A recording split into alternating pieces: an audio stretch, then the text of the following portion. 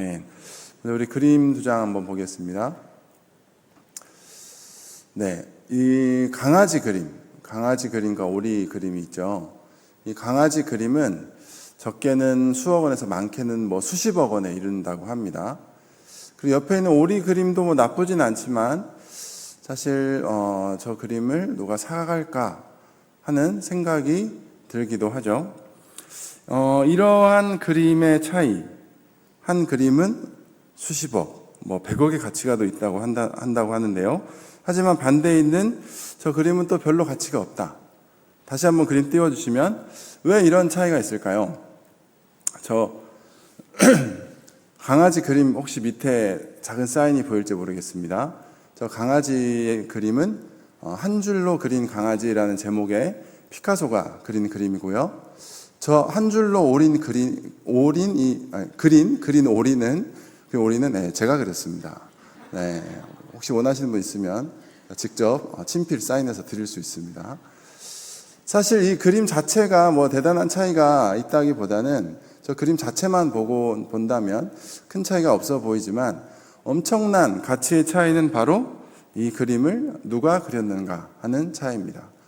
똑같은 낙서라도 누가 그 낙서를 했냐에 따라서 유명 작가가 그리면 수억, 수십억이 되지만 일반 사람이 그리면 사실 그야말로 낙서에 불과할 뿐이죠. 네, 그림의 가치는 그래서 그 그림 자체에 있다기보다는 그 그림을 그린 그 사람이 누구냐, 그 작가에 따라서 달려 있다고 할 수 있겠습니다. 그런 의미에서 오늘 본문의 말씀은 우리에게 아주 중요한 사실을 다시 한번 알려주고 있습니다. 오늘 본문 10절의 말씀입니다. 이 말씀을 세 번역으로 한번 읽어보겠습니다. 같이 읽습니다. 시작. 우리는 하나님의 작품입니다. 선한 일을 하게 하시려고 하나님께서 그리스도 예수 안에서 우리를 만드셨습니다. 하나님께서 이렇게 미리 준비하신 것은 우리가 선한 일을 하며 살아가게 하시려는 것입니다. 이 개역 개정에서는 하나님이 우리를 만드신 바라고 했는데요. 이 바란 말은 포이에마라는 원어의 뜻을 가지고 우리말로 번역하면 작품이라는 의미를 가지고 있습니다. 성경은 우리를 향해서 작품이다라고 말하고 있다는 것이죠. 그 이유가 무엇입니까? 우리가 대단한 성적, 대단한 외모, 대단한 능력, 대단한 무언가를 갖고 있어서가 아니라 우리를 만든 그 분이 바로 하나님이시기 때문에 우리가 바로 작품이라는 것이죠. 낙서 한 장에 수십억의 가치를 갖는 이유는 낙서가 대단해서가 아니라 그 낙서를 한 사람이 대단한 작가이기 때문인 것처럼 우리가 대단한 이유는 우리 자체가 대단해서가 아니라 우리가 만든 하나님께서 너무나 위대하고 놀라운 최고의 작가이시기 때문이라는 것입니다. 우리 이렇게 한번 고백해 볼까요? 우리는 하나님이 만드신 하나님의 작품입니다. 아멘. 네, 우리 옆에 계신 분들이 다 하나님 만드신 걸작품인 줄로 믿습니다. 우리가 그 귀한 진리를, 이 귀한 성경의 말씀을 꼭 기억해야 할 이유가 있습니다. 그 이유는 이 진리를 잊어버리는 순간 우리는 작품이 아니라 이 상품으로 전락할 수밖에 없기 때문입니다. 그렇습니다. 하나님께서 우리를 만드셨다는 것을 잊어버리는 순간 우리는 우리의 가치를 우리 스스로 증명해야 합니다. 더 좋은 성적으로, 더 나은 외모로, 더 높은 스펙으로, 더 좋은 옷을 입고, 더 좋은 대학, 더 좋은 직장, 더 많은 재산, 더 나은 건강을 가지고 어떻게는 나는 괜찮은 사람이야 라는 것을 증명해내야만 합니다. 그런 것들이 증명되고 갖추어져야만 비로소 나는 상품으로서 최상품, 나 자신에게도 다른 사람에게도 인정받을 수 있는 그런 최고의 상품이 될 수 있다고 생각하기 때문입니다. 하지만 사실 우리에게 보이는 우리의 모습은 그다지 만족스럽지 못한 것 같습니다. 우리 학생들 어떤가요? 거울을 보면 감탄이 나나요? 탄식이 나나요? 성적표를 보면 어떤가요? 마음이 시원한가요? 답답해 오나요? 청년들, 여러분의 그 스펙을 생각해 볼 때, 내 스펙, 이력서에 적을 게 잔뜩 자신만만한 스펙들이 있습니까? 성도님들, 내 남편을 보고, 내 아내를 보고, 내 자녀들을 볼 때 마음이 시원하고 너무나 흡족하십니까? 내 잔고를 보고 또 내 건강을 볼 때 너무나 든든하고 흐뭇한가요? 물론 그러실 수 있겠지만 그렇지 않을 가능성이 더 높습니다. 그게 안타까운 우리의 현실이죠. 우리가 상품이라면 상품 중에서도 최고의 상품, 최상품이 되고 싶은데 최상품은커녕 우리는 중품, 아니 저하품, 심지어 나는 불량품 아닌가? 라는 생각이 들 때도 있습니다. 그 이유가 뭘까요? 그 이유는 방금 말씀드린 것처럼 내가 어떤 존재인지, 나를 만드신 분이 누구인지, 나는 하나님이 만드신 놀라운 작품이라는 그 진리를, 그 귀한 성경의 진리를 잊어버렸기 때문입니다. 그렇다면 어떻게 하면 우리가 상품과 같은 그런 삶이 아니라 하나님의 최고의 작품이라는 그런 당당한 자부심을 가지고 멋지고 아름답게 살아갈 수 있을까요? 첫째는 나 자신의 능력보다 위대한 하나님의 능력을 볼 줄 알아야 합니다. 다시 한번 말씀드립니다. 나 자신의 능력보다 위대한 하나님의 능력을 볼 줄을 알아야 합니다. 그 그림보다 그 그림을 그린 사람이 얼마나 대단한 사람인지를 알면 그 그림의 가치를 알 수 있다고 했습니다. 마찬가지로 우리를 만드신 하나님이 얼마나 대단하고 위대한 분이신지를 깨달으면 깨달을수록 우리의 존재 역시 얼마나 대단한지를 깨달을 수 있다는 것이죠. 그것을 가장 드라마틱하게 깨달았던 사람, 가장 그것을 잘 보여준 사람이 누구일까요? 바로 이 구약에 나오는 욥이라는 사람입니다. 욥은 신앙이라면 신앙, 인격이라면 인격, 재산이라면 재산, 자녀라면 자녀, 모든 것을 다 갖춘, 요즘 말로 하면 인싸 중에 인싸요, 최상품 중에서도 최고급 상품이었습니다. 너무나 완벽한 사람이었어요. 그런데 사탄의 질투로 인해 이 사람은 한순간에 모든 것을 잃게 됩니다. 좋은 집도, 많은 가축들도, 사랑하는 자녀들도, 자랑하던 그 건강도 다 잃어버립니다. 세상 말로 치면 최상품이었던 최고급 상품과 같았던 그의 삶이 한순간에 최하품, 완전 하자가 있는 완전한 이 불량품과 같이 변해버립니다. 그런 자기 자신을 보며 욥은 하나님 앞에 탄식하죠. 차라리 내가 태어나지 않았으면 좋았겠다고, 차라리 내가 이 순간 그냥 죽어버리면 좋겠다고 탄식을 합니다. 그 절절한 탄식 가운데 하나님께서 나타나셔서 오히려 많은 질문들을 쏟아붓기 시작하신대요. 욥기 38장 1절에서 5절까지의 말씀입니다. 그때 여호와께서 폭풍우 가운데서 욥에게 말씀하여 이르시되, 우리 2절 읽을까요? 시작. 무지한 말로 생각을 어둡게 하는 자가 누구냐? 너는 대장부처럼 허리를 묶고 내가 내게 묻는 것을 대답할지니라. 4절이요. 내가 땅에 기초를 놓을 때에 내가 어디 있었느냐? 내가 깨달아 알았거든 말할지니라. 5절 같이 읽습니다. 시작. 누가 그것에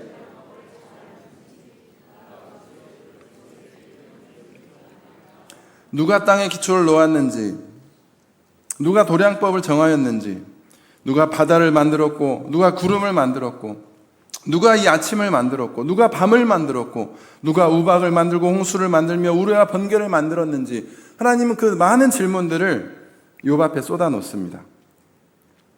왜 이런 질문들을 하셨을까요? 이것을 누가 만들었는지 아느냐?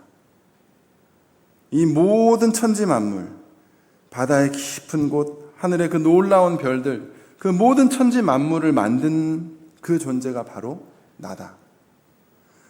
그런 내가 너를 만들었다면 너의 삶이 과연 하자가 있다고, 무엇이 좀 마음에 들지 않는다고, 네 생각에 불량품과 같다고 그렇게 말할 수 있느냐?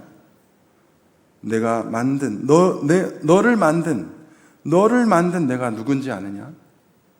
너를 만든 나는 온 우주와 만물, 바다와 구름과 아침과 밤과 우박과 홍수와 우레와 번개를 만든 결코 실수가 없고 결코 부족함이 없는, 어떠한 오차나 어떠한 실수도 없는 완벽한 창조주가 바로 너를 만든 나 여호와 하나님이다 라고 말씀하고 싶으셨다는 것이죠. 이러한 하나님의 그 질문 앞에 욥은 전혀 어떤 말도 하지 못합니다. 오히려 하나님을 이제 눈으로 뵙는다고 그는 감탄의 말을 하죠. 그리고 그 이후에 하나님께서는 욥의 인생을 다시 회복시키십니다. 욥은 이 일을 통해 순금과 같이 단련되었다고 고백하죠. 그는 최상품이 아니라 작품으로 변화되게 된 것입니다. 그렇습니다. 여러분, 여러분의 삶이 때로 무가치하고 쓰레기 같고 차라리 죽어 없어지는 게 마땅하다는 생각이 들지도 모릅니다. 우리의 삶은 때로 그렇게 느껴질 때가 있죠. 그런데 그때 우리가 무엇을 바라봐야 할까요? 부족한 나를 바라보는 것이 아니라, 그런 것처럼 보이는 나를 바라보는 것이 아니라 여러분을 만드신 하나님을 바라보아야 합니다. 여러분을 만드신 하나님은 어떤 분이시죠? 천지를 만드신 분이시고 온 우주, 그 모든 별들, 모든 역사를 만드시고 주관하시는, 한치의 오차나 실수가 없으신 완벽하고 완전한 분이 바로 여러분을 만드신 하나님인 줄로 믿습니다. 그런데 왜 우리에게 고난과 어려움이 생길까요? 그것은 모두 하나님께서 우리가 진정으로 이젠 상품으로 전락한 그런 삶이 아니라 우리를 멋진 작품으로 만드시기 위한 하나의 과정과 계획이 있으시기 때문입니다. 그 과정을 통해 우리를 점금과 같이 단련하시고 이제 작품으로 멋지게 빚어가시는 그런 놀라운 하나님의 계획이 바로 고난과 어려움 속에 있는 줄로 믿습니다. 그러니 사랑하는 여러분, 실망하거나 걱정하거나 두려워하지 마시기를 바랍니다. 여러분을 지으시고 또 빚어가신 하나님은 결코 실수가 없으신 완벽한 분이시기 때문입니다. 우리가 상품이 아니라 하나님의 작품으로 살아갈 수 있는 두 번째 방법은 예수님 안에 거하는 것입니다. 오늘 본문 10절 상반절에 나오죠. 우리는 그가 만드신 바라 그리스도 예수 안에 선한 일 위하여 지으심을 받은 자니, 우리는 예수님 안에서 지으심을 받았다, 이렇게 말하고 있습니다. 우리가 작품이 된 이유는 바로 그리스도 예수 안에서 지음을 받았기 때문이라고 말합니다. 그렇습니다. 우리가 하나님의 엄청난 작품이라는 것을 깨닫는 방법은 바로 우리가 예수님 안에 거할 때입니다. 우리가 최상품이 되려고 하는 이유가 있죠. 왜 우리가 상품 중에 좋은 상품이 되어야 할까요? 최고의 성적을 받아야 하고 최고의 외모와 최고의 학벌과 돈과 명예를 갖고 싶어 할까요? 거기엔 여러 가지 이유가 있겠지만 사실 따지고 보면 사실은 더 많은 인정, 더 많은 사랑, 그런 것들을 받고 싶어서입니다. 어떻게든 더 인정받고 어떻게든 더 사랑받으려고 우리는 그러한 노력들을 하며 살아가죠. 그런데 이미 우리에게 최고의 인정과 최고의 사랑을 주신 분, 심지어 자신의 목숨까지 다 내어주신 분이 있습니다. 누구십니까? 바로 예수 그리스도이십니다. 로마서 5장 6절에서 8절의 말씀입니다. 우리가 아직 연약할 때의 기약대로 그리스도께서 경건하지 않은 자를 위하여 죽으셨도다. 의인을 위하여 죽는 자가 쉽지 않고 선인을 위하여 용감히 죽는 자가 혹 있거니와, 우리가 아직 죄인 되었을 때에 그리스도께서 우리를 위하여 죽으심으로 하나님께서 우리에 대한 자기의 사랑을 확증하셨느니라. 의인, 선인, 최상품의 사람들이죠. 그런 사람을 위해서는 간혹가다 죽는 사람이 있다고 합니다. 그런 사람을 위해서는 기꺼이 사랑과 목숨을 바치는 사람들도 있다고는 합니다. 하지만 우리는 어떨까요? 우리는 어떤 사람들입니까? 우리는 의인도 선인도 아니었습니다. 하나님 앞에서 우리는 최상품은커녕 정말 불량품과 같은 존재였습니다. 그런데 최고의 상품, 아니 티 하나 오점 하나 없는 최고의 작품이신 완벽하신 예수님께서 우리 위해 모든 것을 다 바치셨습니다. 모든 것을 다 쏟아 부어주셨습니다. 목숨까지 내어주셨습니다. 그 이유가 무엇일까요? 그 이유는 우리가 어떤 존재인지 알려주려고, 우리는 어떠한 하품이나 불량품이 아닌 하나님이 만드신 최고의 작품이라는 것을 직접 알려주시기 위해 완벽하신 예수님께서 어떠한 실수나 어떠한 오차도 어떠한 티도 없는 그 아름다우신 예수님께서 우리를 위해 기꺼이 죽어주신 것입니다.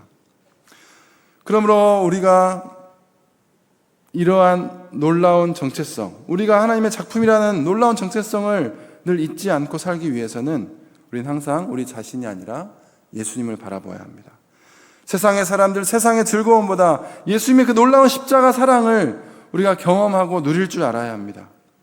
그래서 세상의 것들을 보면 볼수록, 인스타 많이 보잖아요. 인스타를 보면 볼수록 어때요? 오히려 우리 마음이 허전해지죠. 나는 왜 저렇게 살지 못할까? 그래서 그때는 우리는 상품이 되고, 상품이 된 순간 또 걱정되고 불안하고 짜증이 납니다. 왜 난 이렇게 살지 못하지? 그런데 우리가 십자가를 볼 때, 예수님을 바라볼 때, 그 예수님께서 나를 위해 얼마나 큰 희생과 얼마나 놀라운 그 인정과 사랑을 베풀어 주셨는지 그것을 깨달을 때 우리는 다시 작품으로 회복되게 되는 것입니다. 그러면 사랑하는 성도 여러분, 언제나 예수님의 사랑 안에 거하시기를 힘쓰는 저와 여러분들의 삶이 될 수 있기를 바랍니다. 우리가 작품으로 살 수 있는 세 번째 방법은 선한 일을 하기 위해 힘쓰는 것입니다. 10절의 말씀을 다시 보면 우리가 지어진 바, 같이 한번 읽을까요? 시작. 우리는 그가 만드신 바라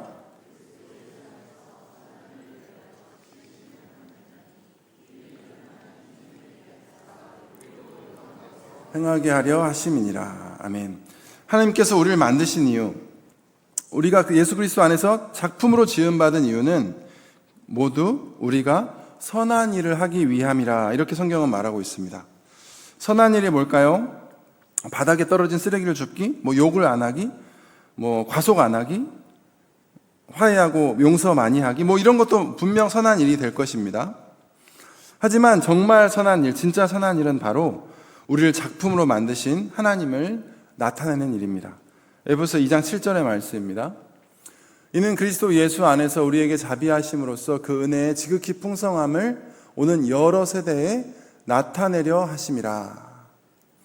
하나님께서 우리를 만드신 이유가 하나님의 놀라운 사랑을 여러 세대에 나타내기 위함이시다라고 말씀하고 있죠. 우리가 놀라운 작품으로 살 수 있고 또 살아야 하는 이유는 바로 하나님의 은혜, 그 놀라운 예수님의 사랑을 여러 세대, 여러 사람들에게 나타나기 위함이라고 말합니다. 피카소나 레오나르도 다빈치, 샤갈 같은 이런 위대한 정말 그런 유명한 작가들이 그린 그림들의 공통점이 있습니다. 그것은 바로 그 그림들을 어디 구석에 처박아 두지 않는다는 것이죠. 그런 귀한 그림들은 사람들이 가장 잘 볼 수 있는 곳, 가장 눈에 잘 띄는 곳, 그곳에 딱 멋지게 전시를 해놓습니다. 그 이유가 무엇입니까? 그 위대하고 아름다운 작품들을 더 많은 사람들에게 보여주기 위해서입니다. 그리고 더 나아가 그 그림을 그린 작가의 위대함을 더 많이 알려주기 위해서입니다. 우리도 마찬가지입니다. 하나님께서 우리를 작품으로 만드신 이유, 또 우리가 작품으로 살아가야 하는 이유는 결코 우리 자신을 위해서가 아닙니다. 우리를 통해 하나님이 얼마나 위대하고 얼마나 사랑이 많으시고 얼마나 놀라운 분인지를 나타내기 위해서입니다. 바로 그러한 삶을 살기 위해 우리가 노력하고 애쓸 때 우리는 비로소 작품으로 빚어지게 된다는 것이죠. 여러분, 공부하는 이유가 무엇입니까? 왜 공부하죠? 왜 좋은 성적을 받아야죠? 왜 좋은 대학에 갑니까? 나를 위해 공부한다면 우리는 상품이 될 것입니다. 하지만 하나님의 영광을 위해 공부한다면 우리는 작품이 될 것입니다. 돈을 버는 이유도 마찬가지입니다. 나를 위해 돈을 번다면 나는 상품밖에 되지 못합니다. 하지만 하나님을 위해 돈을 번다면 나는 작품이 될 것입니다. 예배를 드리는 이유도 마찬가지입니다. 나를 위해 예배를 드리면 예배는 하나의 상품밖에 될 수 없습니다. 하지만 전심으로 하나님을 위한 예배를 드린다면 이 예배야말로 우리가 하나님께 드릴 수 있는 최고의 작품이 될 것입니다. 사랑하는 여러분, 우리는 어떤 존재라고요? 상품이 아니라 뭐라고요? 작품입니다. 그것을 아는 방법은 먼저 나를 만드신 하나님의 위대하심을 알아가는 것, 두 번째로는 예수님 안에서 예수님의 십자가 사랑 안에 늘 거하는 것, 세 번째로는 나를 드러내는 삶이 아니라 하나님을 드러내고 나타내려 하며 하나님의 영광을 위해 살기 위해 힘쓰는 그런 선한 일을 하려는 그러한 삶, 그런 삶을 살려고 할 때 우리는 그냥 상품과 같은 삶이 아니라 작품으로 멋지게 빚어지고 마침내 아름답게 멋지게 하나님께 쓰임 받을 수 있게 될 줄로 믿습니다. 그래서 오늘 이 밤 더 이상 나의 삶이 상품과 같은 삶이 아니라 작품이 되는 그런 멋진 우리 삶이 되게 해달라고, 그래서 나를 위한 삶이 아니라 하나님의 영광을 드러내고 하나님을 나타내는 그런 삶이 되게 해달라고 우리가 함께 기도할 수 있으면 좋겠습니다. 그래서 사람들이 우리의 모습을 보며 와, 너를 보니 하나님이 과연 살아계시는구나, 너를 보니 정말로 하나님 사랑이 많으시구나, 너를 보니 하나님 정말로 좋은 분이시구나 라고 깨닫게 해주는 귀하고 복된 저와 여러분들의 삶이 다 될 수 있기를 주님의 이름으로 축원합니다. 함께 기도하겠습니다.